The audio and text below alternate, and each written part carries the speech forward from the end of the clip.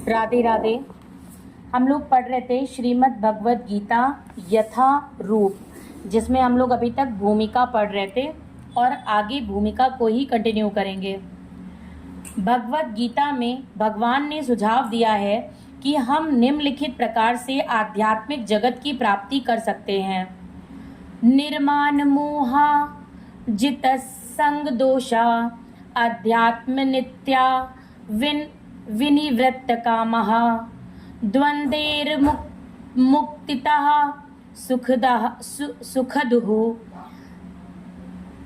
खस्यंगेर गच्छन्त्य मूढ़ः पदम व्ययम तत्। पदम व्ययम अर्थात सनातन राज्य यानी कि धाम को वही प्राप्त होता है जो निर्माण मोहा है। इसका अर्थ क्या हुआ? हम उपाधियों के पीछे पड़े रहते हैं। कोई महाशय बनना चाहता है, कोई प्रभु बनना चाहता है, तो कोई राष्ट्रपति या धनवान या राजा या कुछ और बनना चाहता है। परंतु जब तक हम इन उपाधियों से चिपके रहते हैं तब तक हम शरीर के प्रति आसक्त बने रहते हैं, क्योंकि ये उपाधियां शरीर से संबंधित होती हैं, लेकिन हम शरीर नहीं हैं और हम इसकी अनुभूति होना ही आध्यात्मिक अनुभूति की प्रथम अवस्था है। हम प्रकृति के 3 गुणों से जुड़े हुए हैं, किंतु भगवान की भक्तिमय सेवा द्वारा हमें इनसे छूटना होगा। यदि हम भगवान की भक्तिमय सेवा के प्रति आसक्त नहीं होते तो प्रकृति के गुणों से छूट पाना दुष्कर है। उपाधियों तथा आसक्तियां हमारी काम, वासना, इच्छा तथा प्रकृति पर प्रभुत्व जताने की चाह के कारण है। जब तक हम प्रकृति पर प्रभुत्व जताने की प्रवृत्ति को नहीं त्यागते तब तक भगवान के धाम सनातन धाम को वापस जाने की कोई संभावना नहीं है। उस शाश्वत अविनाशी धाम को वही प्राप्त होता है जो झूठे भौतिक भोगों के आकर्षणों द्वारा मोहग्रस्त नहीं होता। जो भगवान की सेवा में स्थित रहता है ऐसा व्यक्ति सहज ही परम धाम को प्राप्त होता है। गीता में अन्यत्र कहा गया है, अव्यक्तो अक्षर इत युक्त इस्तमाहु परमाम गतिम यम प्राप्य न निवर्तन्ते तदात्म परमं मम। अव्यक्त का अर्थ है अप्रकट। हमारे समक्ष सारा भौतिक जगत तक प्रकट नहीं है। हमारी इंद्रियां इतनी अपूर्ण हैं कि हम इस ब्रह्मांड में सारे नक्षत्रों को भी नहीं देख पाते। वैदिक साहित्य में हमें सभी लोगों के विषय में प्रचुर जानकारी प्राप्त होती है। उस पर विश्वास करना या ना करना हमारे ऊपर निर्भर करता है। वैदिक ग्रंथों में विशेषतया श्रीमद् भागवतम में सभी महत्वपूर्ण लोगों का वर्णन है। इस भौतिक आकाश से परे आध्यात्मिक जगत है जो अव्यक्त या अप्रकट कहलाता है। व्यक्ति को भगवत धाम की ही कामना तथा लालसा करनी चाहिए, क्योंकि जब उसको उस धाम की प्राप्ति हो जाती है तब उसको वहां से फिर इस जगत में लौटना नहीं पड़ता। इसके बाद प्रश्न पूछा जा सकता है कि उस भगवत धाम तक कैसे पहुंचा जाता है। इसकी सूचना भगवत गीता के 8वें अध्याय में इस तरह दी गई है, अंत काले च मामेव स्मरन् मुक्त्वा कलेवरम यः प्रयाति स मद्भावं याति नस्त्य यत्र संशयः। अंत काल में जो कोई मेरा स्मरण करते हुए शरीर त्याग करता है वह तुरंत मेरे स्वभाव को प्राप्त होता है। इसमें रंच मात्र भी संदेह नहीं है। जो व्यक्ति मृत्यु के समय कृष्ण का चिंतन करता है वह कृष्ण को प्राप्त होता है। मनुष्य को चाहिए कि वह कृष्ण के स्वरूप का स्मरण करे, और यदि इस रूप का चिंतन करते हुए वह मर जाता है तो वह निश्चित ही भगवत धाम को प्राप्त होता है। मद भावम शब्द परम पुरुष के परम स्वभाव का सूचक है। परम पुरुष सच्चिदानंद विग्रह है, अर्थात उनका स्वरूप शाश्वत ज्ञान तथा आनंद से पूर्ण है। हमारा यह शरीर सच्चिदानंद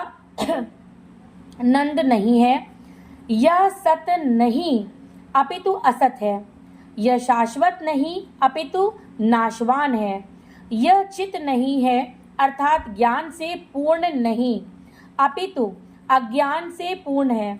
हमें भगवत धाम का कोई ज्ञान नहीं है, यहाँ तक कि हमें इस भौतिक जगत तक का पूर्ण ज्ञान नहीं है, जहाँ ऐसी अनेक वस्तुएं हैं जो हमें ज्ञात नहीं है। यह शरीर निरानंद है, आनंद से ओतप्रोत न होकर दुख से पूर्ण है।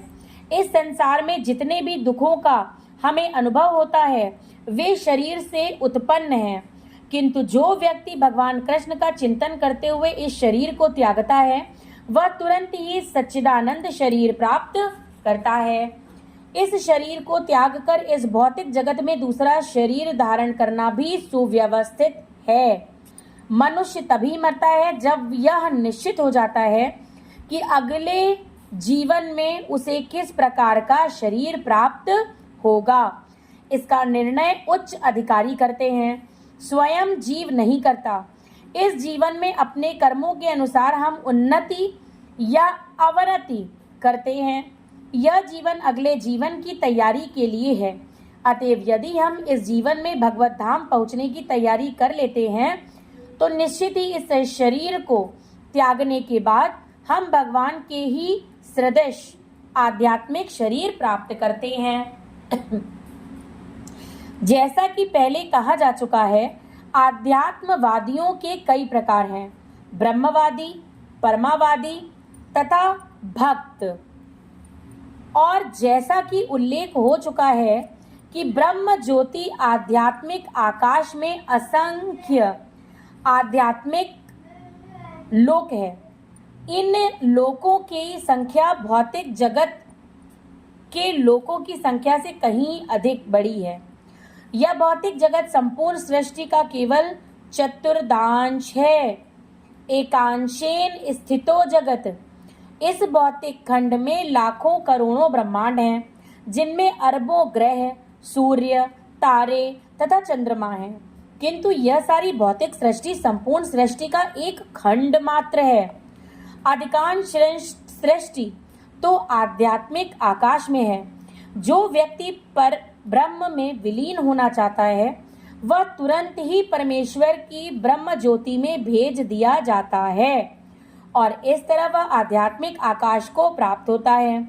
जो भक्त भगवान के सानिध्य का आनंद लेना चाहता है वह बैकुंठ लोकों में प्रवेश करता है, जिनकी संख्या अनगिनत है, जहाँ पर परमेश्वर अपने विभिन्न पूर्ण अंशों चतुर्भुज नारायण के रूप में तथा प्रद्युम्न, अनिरुद्ध तथा गोविंद जैसे विभिन्न नामों से भक्तों के साथ साथ रहते हैं।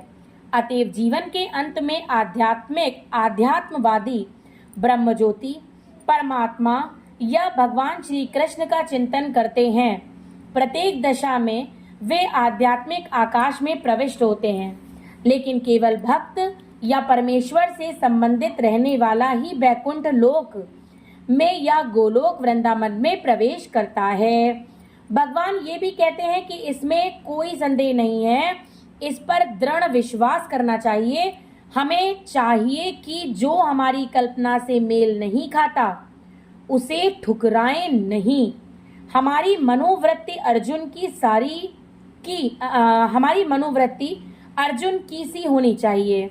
आपने जो कुछ कहा उस पर मैं विश्वास करता हूँ। अतएव जब भगवान यह कहते हैं कि मृत्यु के समय जो भी ब्रह्म, परमात्मा या भगवान के रूप में उनका चिंतन करता है वह निश्चित रूप से आध्यात्मिक आकाश में प्रवेश करता है, तो इसमें कोई संदेह नहीं होना चाहिए।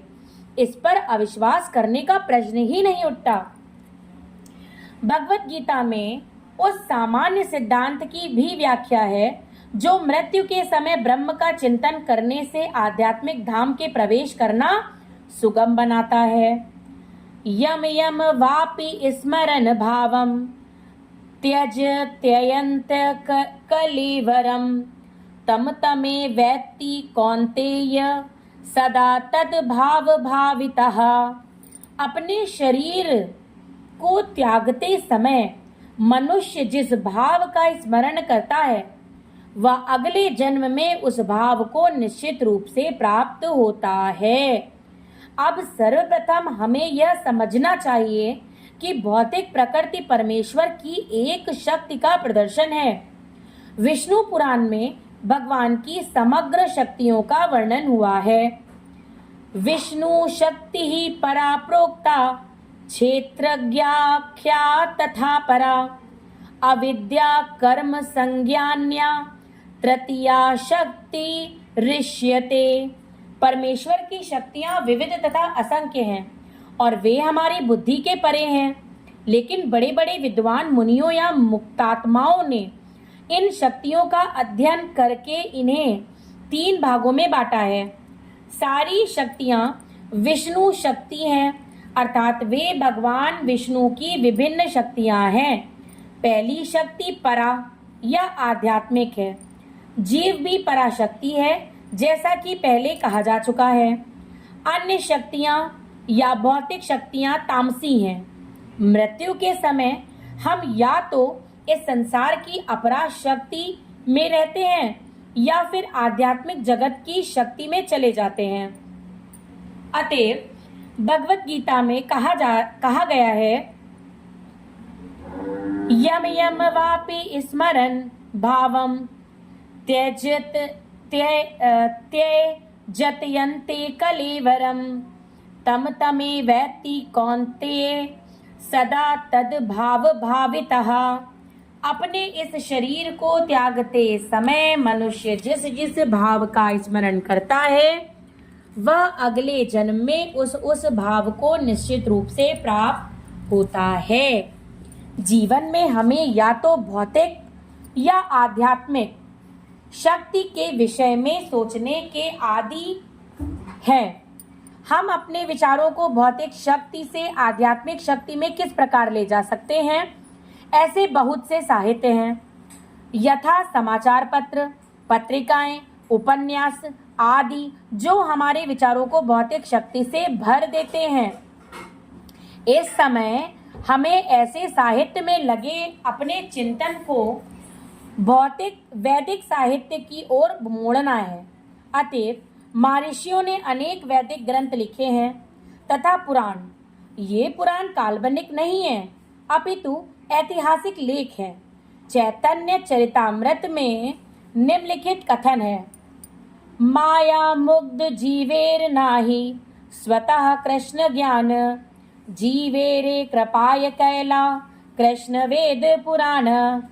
भुलक्कड़ जीवों या बद्ध जीवों ने परमेश्वर के साथ अपने संबंध को भुला दिया है और वे सब भौतिक कार्यों के विषय में सोचने में मग्न रहते हैं।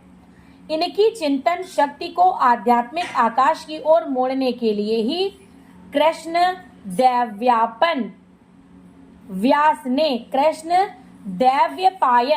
व्यास ने प्रचुर वैदिक साहित्य प्रदान किया है। सर्वप्रथम उन्होंने वेद के 4 विभाग किए हैं, फिर उन्होंने उनकी व्याख्या पुराणों में की और अल्पज्ञों के लिए उन्होंने महाभारत की रचना की। महाभारत में ही भगवत गीता दी हुई है। तत्पश्चात वैदिक साहित्य का सार वेदांत सूत्र में दिया गया है और भावी पथ प्रदर्शन के लिए उन्होंने वेदांत सूत्र का सहज भाष्य भी दिया है, श्रीमद् भगवत कहलाता है। हमें इन वैदिक ग्रंथों के अध्ययन में अपना चित्त लगाना चाहिए। जिस प्रकार भौतिकवादी लोग नाना प्रकार के समाचार पत्र, पत्रिकाएं तथा अन्य संसारी साहित्य को पढ़ने में ध्यान लगाते हैं, उसी तरह हमें भी व्यास देव द्वारा प्रदत्त साहित्य के अध्ययन में ध्यान लगाना चाहिए। इस प्रकार हम मृत्यु के समय परमेश्वर का स्मरण कर सकेंगे।